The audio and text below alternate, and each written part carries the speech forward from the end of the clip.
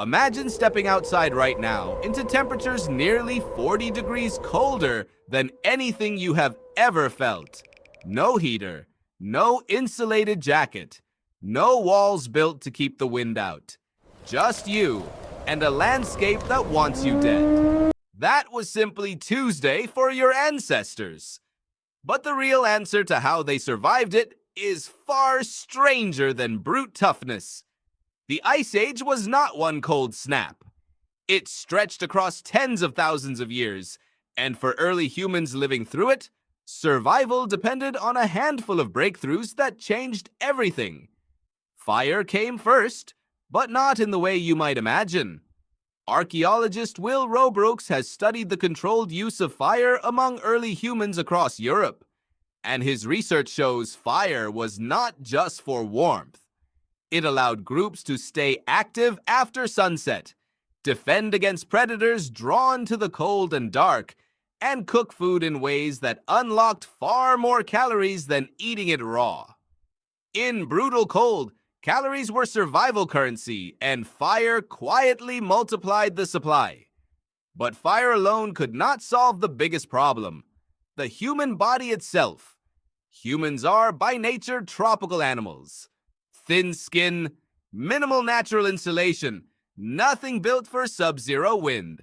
So early humans had to build a second skin entirely from scratch. Archaeologist Ian Gilligan has researched the deep history of clothing, and his work points to something surprising. Simple animal hide wraps were not enough to survive the coldest stretches of the Ice Age. Genetic evidence suggests tailored, fitted clothing, sewn using bone needles, emerged specifically as temperatures plummeted.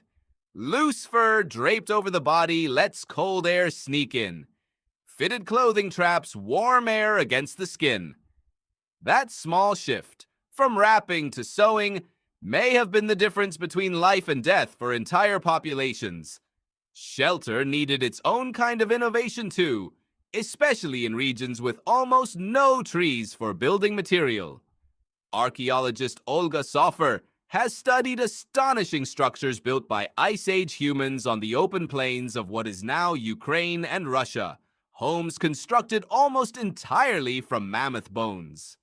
Massive skulls, tusks, and leg bones were arranged and stacked to form dome-shaped shelters, likely covered with hide for insulation. Building a house out of the animal you hunted was not poetic. It was practical. When wood does not exist, you use what does. None of this worked without people relying on each other. Surviving the Ice Age required constant cooperation, sharing food during failed hunts, passing down sewing techniques, teaching children which plants remained edible under snow. A single person alone in that environment stood almost no chance. A tightly bonded group sharing knowledge and resources had a real one. You can still see fragments of that legacy today. The instinct to layer clothing rather than rely on one thick piece. The comfort of gathering around warmth with other people instead of facing hardship alone. Even the simple human habit of improving a tool slightly every single generation. Sewing a little tighter, building a little sturdier, based on what almost got someone killed the winter before. Surviving the Ice Age was never about outmuscling the cold.